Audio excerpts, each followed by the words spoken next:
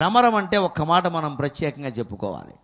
భ్రమతీతి భ్రమరం తిరుగుతూ ఉంటుంది కాబట్టి భ్రమరం. తుమ్మెద నిరంతరం తిరుగుతూ ఉంటుంది. తుమ్మెద ఎంత కష్టపడుతుందో తెలుసా? తుమ్మెద నుంచి తేనెటీగ నుంచి మనం కష్టపడడం నేర్చుకోవాలి. తుమ్మెద సాధారణంగా చందాల వసూలు చేసేవాళ్ళు ఈ విషయాన్ని గ్రహించాలి. చందా ఎప్పుడు వసూలు చేశామంటే, ఎవరినైనా అడిగామంటే 10 మందిని 10 రూపాయలు అడిగారు, ఒకడినే గోకేద్దామని చూడకూడదు. చివరికి వాడు యాచకుడు అయిపోతాడు. కొందరికి ఒక సెంటిమెంట్ ఉంటుంది, ఆయన ఇచ్చారండి అన్నింటికీ ఆయన్ని అడిగారనుకో, ఆయనలో ఒక అహంకారం వస్తుంది. సాత్విక అహంకారం అంటారు. అన్నింటికి ఇచ్చాను, దీనికి ఇవ్వకపోతే బాగుండదేమో, అన్నింటికి ఇచ్చాను, దీనికి ఇవ్వకపోతే బాగుండదేమో అని ఉన్న ఇల్లు అమ్మేసి ఇచ్చేస్తాడు ఆయన. ఇంట్లో వాళ్ళకు కూడా చెప్పడం. అటువంటి పెద్ద మనుషులు కూడా సమాజంలో ఉంటారు. ఎందుకంటే అడిగాక మొహమాటం. పాపం 10 మందిలో అడుగుతారు, వెళ్ళి అడిగేవాళ్ళు. ఆలయం కడుతున్నామండి మీరు ఇవ్వాలని వాళ్ళ ఆవిడ ఉండగా పక్క వాళ్ళు ఉండగా అడిగితే ఏమంటాడు ఆయన? రాసుకోండి 50,000 అంటాడు. ఎక్కడున్నా 50 రూపాయలు లేవు ఇక్కడ. అందుకే మన ధర్మశాస్త్రం తెలిసి చెబుతున్నానమ్మా, మగవాళ్ళు ముఖ్యంగా గుర్తుపెట్టుకోవాలి. ఇది 2,000 3,000 ఇస్తే పర్వాలేదు, 10,000 దాటి దానం చేస్తున్నామంటే భార్యకి చెప్పకుండా ఇవ్వకూడదండి. ఆవిడ అనుమతి తీసుకునే ఇవ్వాలండి ఖచ్చితంగా.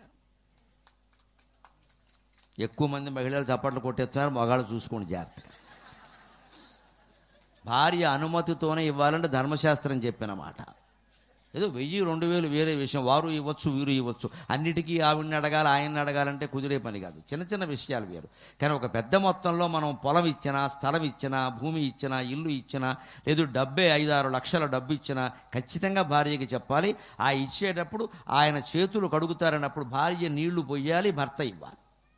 ఈవిడ నీళ్లు పోసింది అంటే అర్థం ఏంటంటే ఒప్పుకుందని అర్థం, అక్కడ యాక్సెప్టెడ్ అని. లేకపోతే నీళ్ళు ఎందుకు పోసావు, నెత్తిమిపోయి.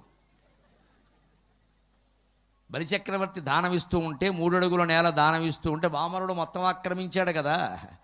అది తెలుసుండు కూడా బలిచక్రవర్తి దానం ఇస్తూ ఉంటే వింధ్యావళి బలిచక్రవర్తి భార్య బంగారపు కలశంలో నీళ్లు పోసింది ఆవిడ, వామనుడు పాదాలు గడిగింది. అప్పుడు బలిచక్రవర్తి దానం ఇచ్చాడు. అంటే మన సంస్కృతి ఏం చెబుతోంది?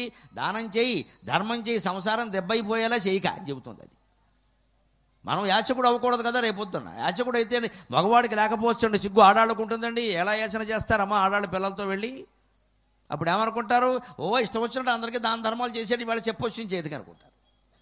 అంటే దాన ధర్మాలు కూడా ఆలోచించి చేయాల్సిందే. అదే పిసినారితనంగా కాదు, మళ్ళీ అక్కడ చేయాలి, మన ఓపిక మేరకు చేయాలి, యథాశక్తి చేయాలి. ఎట్టి పరిస్థితుల్లో దాన ధర్మాలు కూడా ఆదాయంలో 4వ వంతు మించకూడదు. అది కూడా ధర్మశాస్త్రం చెప్పింది.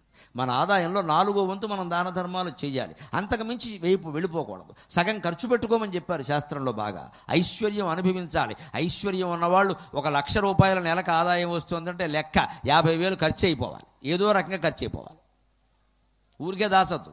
మళ్ళీ నిన్న పచ్చడి ఇవాళ తిని, మొన్నటి కూర ఇవాళ తిని ఫ్రిడ్జ్లో పెట్టి అన్నీ అలా పెట్టేసేసుకుని అదే నాకేసి పీకేసి దరిద్ర బతుకులు బతకూడదు. పిసిరుగొట్టు మేళం అంటే ఇదే. ఆ చీర చినిగిపోయినా సరే 4 చిరుగులు సరే పక్కకి తీసి అదే కట్టేసి, ఏం కర్మమ్మ అవతల భార్య పట్టుకెళ్ళి శుభ్రమైన పట్టు చీర కట్టుకో, సుఖంగా ఉన్నావు పార్వతీదేవిలా. ఎందుక కక్కుర్తి?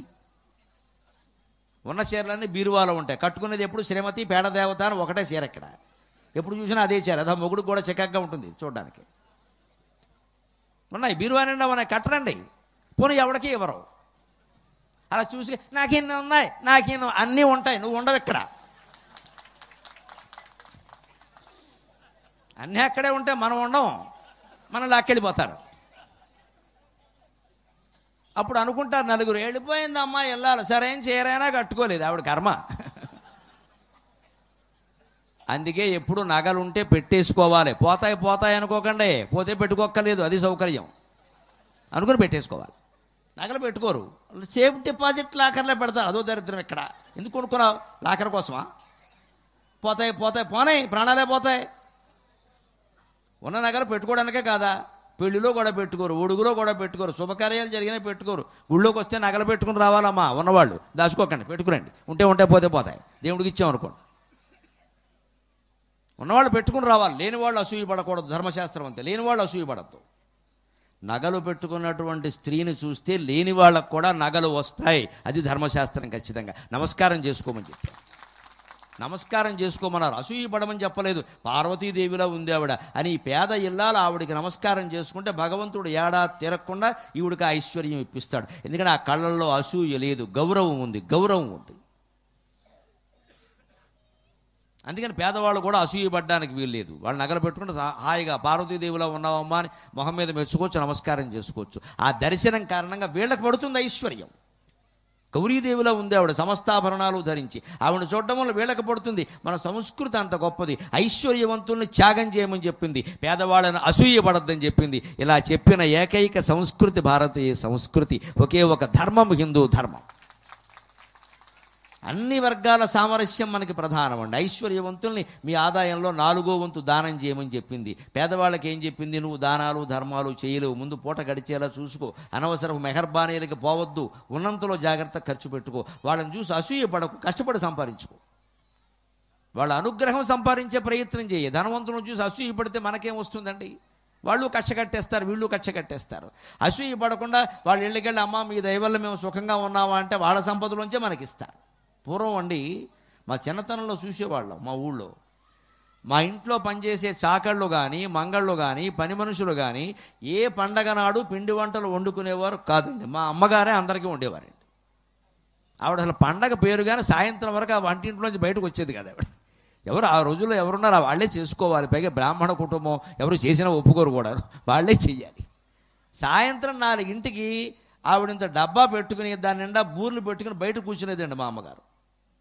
ఏమిటమ్మా ఇక్కడ కూర్చున్నప్పుడంటే, చాకలు దొస్తుందిరా, దానికి ఎవరు పెడతారు పాపం, ఆవిడకి ఇన్ని బూర్లు పెట్టాం.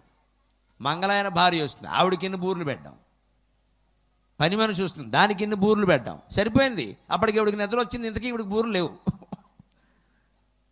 అటువంటి తల్లి కడుపున పుట్టానండి. ఇప్పటికీ అమ్మ అమ్మ అంటే ప్రేమ, అందుకే అమ్మ అమ్మ అంటే ప్రేమ. ఆవిడ అలా వీధరుగు మీద కూర్చొని పంచిపెట్టడం చూసిన చాకళ్ళకి మంగళ్ళకి సమస్త వర్ణాల వారికి, మా ఇంటితో సంబంధం ఉన్న ప్రతి ఒక్కరికి. ఇంతమందికి పెట్టేస్తున్నాం, మనకేమిటమ్మా అని మేము ఎవరైనా పొరపాటున అడిగితే, ఎవరు పెడతారా వాళ్ళకి ఏముంటారా, డబ్బులు అవి ఉండవమ్మా, వాళ్ళు చేసుకోలేరమ్మా, మనం అంటే ఐశ్వర్యవంతులం, మనకేం లోటు లేదమ్మా, భగవంతుడు ఇచ్చాడు, 10 మందికి పెడితేనే మనకుంటుందిరా అని చెప్పిందండి నా తల్లి. ఇప్పటికీ నాకు ఆ వాక్యం ప్రమాణం. దానికోసం ఆవిడ కష్టపడేది. ఇవాళ వేరండి, మనం 100 మందికి పెట్టచ్చు, క్యాటరింగ్ ఇచ్చేస్తాం, ఇక్కడ డబ్బులు ఉన్నాగా. కానీ ఆవేళ నా తరంలో ఇక్కడ నా వయస్సు ఉన్న వాళ్ళు అందరి పరిస్థితి అంతే. అప్పుడు తల్లులే చేశారండి, క్యాటరింగ్లు ఎక్కడున్నాయి, ఎక్కడ కష్టపడి చేశారు, నానాయాతన పడ్డారు, పిండి వంటలను వండి పెట్టారు. అందుకే మా ఊళ్ళో ఎప్పుడు కుల కలహాలు కానీ వర్గ కలహాలు కానీ నేను చూడలేదండి. అసలు అవి నేను చూడలేదు. నేను బ్రాహ్మణుల వాడికి చివరిలో ఉండేవాళ్ళం మా ఇల్లు, కాపుల వాడికి మొదట్లో ఉండేది మా ఇల్లు. మా ఇల్లు దాడితే కాపులే. వాళ్ళు మమ్మల్ని అన్నదమ్ముల్లో చూశారు, ఎక్కడ భేదం రాలేదు. మా నాన్నగారు వాళ్ళు పెదనాన్నగారు అనేవారు, మా అమ్మని పెద్దమ్మ అనేవారు, మమ్మల్ని ఏమో తమ్ముడు అనేవారు, నాకంటే పెద్దవాడైతే తమ్ముడు అనేవాడు, నాకంటే చిన్నవాడైతే అన్నయ్య అనేవాడు. మేము బ్రాహ్మణం అనేవాళ్ళు, కాపులని అసలు చాలా వరకు తెలియదు ఆ విషయం. అంత సామరస్యం ఉంది.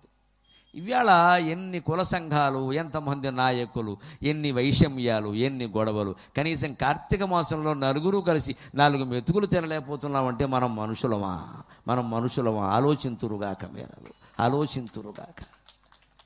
కార్తీక మాసంలో దేవుడు పేరు మీద చేసే వనభోజనం కూడా కులరహితంగా అందరం కలిసి 4 మెతుకులు తినలేవండి. అక్కడ అడ్డమేనా? ఫలానా వారి భోజనం అంటే ఇంకెవరికి బెటరా? అన్నం తినడానికి కులం అడ్డం వచ్చిందా? నీ కూతురు నా కొడుక్కి ఇచ్చావా, నా కూతురు నీ కొడుక్కి ఇచ్చానా? ఎందుకయ్యా గొడవ? 2 మెతుకులు తినలేవు. 2 మెతుకులు తినడానికి నీ కులం నా కులం అడ్డమైతే మిత్రమా, ఈ దిక్కుమాలిన కులాలు తీసుకెళ్ళి గంగలో కలిపేద్దాం పట్టుకెళ్ళి. ఇవి మనకు అవసరమా? ఇవన్నీ ఇన్ని భేదాలు పెట్టుకోవాలా? గుడి దగ్గరైనా మనం కులభేదాన్ని వదిలిపెట్టలేమా? ప్రతిదానికి మనవాళ్ళు. ఎవడు మనవాడండి? ఈ ప్రాణమే మంది కాదు, ఈ శరీరమే మంది కాదు. ఎవడండి ప్రపంచంలో మనవాడు? ఒక్క పరమేశ్వరుడు తప్ప మనవాడు అనేవాడు ఎవడన్నా ఉన్నాడా ఇక్కడ? భ్రమరాంబాదేవి తప్ప, మల్లికార్జున స్వామి తప్ప మనవాడు అనేవాడు ఎవడన్నా ఉంటాడా అండి? ఆ విశాలంగమైన ఆలోచన చేయాలి. అందుకోసం ఈ తాపత్రయం అంతా. అందుకని ఆ తత్వాన్ని తెలుసుకోగలిగితే సామరస్యం అనేది ఉంటుంది. అలాగే భ్రమరం తేనెటీగ ఏం చేస్తుంది తెలుసా? 100 పువ్వులు తిరుగుతుంది, ఒక్కసారి ఒక తుమ్మెద 2 బొట్లు మించి తేనె సేకరించలేదు, 2-3 బొట్లు అంతే. కొన్ని రకాల తుమ్మెదలు ఉంటాయండి, తేనెటీగలు కొన్ని ఉంటాయండి, అవి తన బరువు ఎంత ఉందో అంత తేనె భరిస్తుందట. తన బరువు ఎంత ఉందో అంత. దాని బరువు ఎంత ఉందండి? కేజీ ఉంటుందా ఏమన్నాను అది. దాని బరువు తేనె తీసుకెళ్ళి ఆ గూట్లో పెడుతుంది. 60,000 గదులతో ఉంటుందిగా తేనె పట్టు, అక్కడ పెడుతుంది. మళ్ళీ వస్తుంది. ఆ పువ్వు దగ్గరికి ఎడుతుంది, ఈ పువ్వు దగ్గరికి ఎడుతుంది, ఆ పువ్వు దగ్గరికి ఎడుతుంది. తేనె ఉన్న పువ్వుల దగ్గరికి పెడుతుంది, మళ్ళీ తేనె లేని పువ్వుల దగ్గరికి వెళ్ళదు. అది నిర్గంధాకు సుమాయవ అని వెళ్ళదు, తేనె ఉన్న పువ్వుల దగ్గరికి పెడుతుంది. ఇంకోటి కూడా ఉంది తుమ్మెదకి ఇంకో ఇబ్బంది, సంపంగి పువ్వుల దగ్గరికి వెళ్ళదు. సంపంగి పువ్వులో తేనె ఉండొచ్చు, కానీ సంపంగి నుంచి సుగంధం వస్తుంది. సింహాచలం సంపెంగలు ముఖ్యంగా అవి విశాఖపట్నానికి వస్తూ ఉంటుంది ఆ వాసన. సింహాచలం సంపెంగ వాసన విశాఖపట్నం స్టేషన్లోనే వచ్చేస్తుంది, అంత సువాసన. ఆ సుగంధపు దిమ్ముకి తుమ్మెద తట్టుకోలేదండి, చచ్చిపోతుంది. కొందరు చూడండి, మనుషుల్లో కూడా కొన్ని రకాల వాసనలు ఎలర్జీ ఉంటాయి, వాళ్ళు తట్టుకోలేరు, వాళ్ళు ఆ పెర్ఫ్యూమ్ నాకు పడదంటారు. అలాగా తుమ్మెదకి సంపెంగంటే పడదు, ఎందుకంటే ఆ సుగంధానికి తట్టుకోలేదు. దాని తేనె ఉన్నా సరే దాని జోలికి వెళ్ళదు. రకరకాల పుష్పాల దగ్గరికి వెళ్ళి రకరకాలుగా తేనె బిందువులుగా సేకరించి ఒక గూట్లో పెడుతుంది. తేనె పట్టు 60,000 గదులు అంటారు, మహారాణి అంటారు ఆ తేనెటీగని, అక్కడ పెడుతుంది. అలాగ మనం కూడా ఎప్పుడు ప్రభుత్వమైనా సరే ప్రజలైనా సరే ఆస్తులు సంపాదించేటప్పుడు ఎప్పుడు ఒకడిని కొల్లగొట్టి ఒకడిని గోకేసి సంపాదించకూడదు. భ్రమరాంబ తత్వం అంటే అది. ఎప్పుడు ముఖ్యంగా వ్యాపార రంగంలో ఉన్నవాళ్ళు గుర్తుపెట్టుకోవాలి ఈ నీతిని. పూర్వం వ్యాపారస్తులు అలాగే ఉండేవారు. మనకి ఖాతాదారులు పెరగాలి. ఒక బంగారపు కొట్టుందనుకోండి, 10 మంది వచ్చే చోటకి 100 మంది రావాలి. 100 మంది దగ్గర తీసుకోవచ్చు మనం. కానీ ఇవాళ ఎలా ఆలోచిస్తారంటే అలా కాదండి, వచ్చిన ఒకనే గోకాయి, ఇక మళ్ళీ వాడు బతకద్దు. ఇంకా వాడేదో టీవీ కొనడానికో బంగారపు నగ కొనడానికో బీరువా కొనడానికో మన దగ్గరికి వచ్చాడు, ఇక వాడు ఇంటికి వెళ్ళద్దు. ఇంకా డైరెక్ట్ శ్మశానమే. మళ్ళీ దొరుకుతాడేటి. కానీ అదే వ్యాపార రంగంలో మీరు గమనించండి, అదే బంగారం వ్యాపారంలో గమనించండి, తరుగు చాలా తక్కువ పెట్టినటువంటి జ్యువెలర్స్ వాళ్ళు ప్రపంచవ్యాప్తం అయిపోతున్నారు. గమనించండి, వ్యాపార రహస్యం ఎక్కడ ఉందో గమనించండి. 22% తరుగు, 32% తరుగు. అసలు ఈయన కొట్టంతా తరిగే. అంతంత శాతం తరుగులు ఎక్కడి నుంచి వస్తాయండి? ఆభరణాలు చేయిస్తే మాయా. కస్టమర్కి ఏం తెలియదు కదా అని దోచేయడమే. ఇంకా అదే తరుగు బాగా తగ్గించిన వాళ్ళని గమనించండి. నేను ఎవరిని పొగడ్డంలా ఎవరిని విమర్శించడం, వాస్తవమా కాదా? తరుగు బాగా తక్కువ ఉన్న చోటకి వెళుతున్నారు జనం ఖచ్చితంగా. వాళ్ళు ఎలా ఆలోచిస్తున్నారు? బాగా తక్కువకి ఇవ్వగలిగితే ఉన్నంతలో మన లాభం తగ్గించుకుని తక్కువకి ఇవ్వగలిగితే ఎక్కువ మంది వస్తారు. ఒక వ్యక్తి నుంచి 100 రూపాయల లాభం వచ్చినప్పుడు 100 రూపాయల లాభం ఒక వ్యక్తి నుంచి ఆశించడం కంటే 10 మంది వ్యక్తుల నుంచి 10 బదులు 100 వస్తే మంచిది కదా. మన దుకాణం కూడా బాగుంటుంది కదా, మనకు మంచి పేరు వస్తుంది కదా. ఇలా ఆలోచన చేయాలి. ఇది భ్రమరాంబ తత్వం అంటే. భ్రమరం తుమ్మెద తిరిగి ఆ పువ్వులో ఒక బొట్టు, ఈ పువ్వులో ఒక బొట్టు, ఆ పువ్వులో ఒక బొట్టు సేకరించింది. కానీ మొత్తం ఒక మల్లె పువ్వులో చేరి పీకేసి గోకేసి లోపలికి వెళ్ళిపోయి మల్లెపువ్వు చీల్చేస్తే అది చచ్చిపోతుంది, ఇది చచ్చిపోతుంది. ఏం దొరకదు అక్కడ. కష్టపడాలి. భ్రమరం అంటే కష్టపడడం కోసం తిరగాలి. ఇప్పటికీ కొంతమంది తండ్రులు ఉంటారండి, పొద్దున్న 6ంటికి బయలుదేరి వెడతాడు సైకిలో మోటార్ సైకిలో వేసుకుని. ఆ పెద్ద మనిషి రాత్రి 10ంటికి వస్తాడు, 2-3 ఉద్యోగాలు చేస్తాడు. తప్పదు తిరక్క. అంత తిరిగి సాయంత్రం ఇంటికి క్షేమంగా వస్తే గొప్ప. ఈలోపు ఇళ్ళాలు పూజామందిరంలో లలిత అమ్మవారిని పట్టుకుంటే మా ఆయన క్షేమంగా వచ్చేలా చూడు, ఇంకేం వద్దని తెగ తిరుగుతున్నాడు. మరి తప్పదు, ఏం చేయమంటావమ్మా? ఎదిగిన పిల్లలు ఉన్నారు, చదివించాలి. వేళ లక్షల ఖర్చులు అవుతున్నాయి. మగాడు తిరక్క ఆడది తిరక్క ఎలా కుదురుతుందండి? ఆడాడు తిరిగే రోజుల, అందుకని మగాళ్ళు తిరుగుతారు. ఆ తిరిగే ప్రతి మగవాడు, తిరిగే ప్రతి ఆడది, సంసారం కోసం కష్టపడ్డానికి తిరిగే ప్రతి మనిషి భ్రమరాంబాదేవితో సమానం. భ్రమరతత్వమే తిరగడం. అంచేది మీలో ఎవరైనా సంపాదన కోసం తిరగవలసిన అవసరం ఉంటే బాధపడకండి. భ్రమరాంబాదేవి స్వరూపలం అనుకున్న సగర్వంగా ఆనందంగా హాయిగా ఉండండి. మనకి భ్రమరాంబాదేవి తత్వం పట్టింది, ఆవిడ తిరుగుతుంది, మా అన్నయ్య తిరుగుతుంది. నేను తిరగట్లేదండి. నెల 20 రోజులు రైల్లో ఉంటానమ్మా.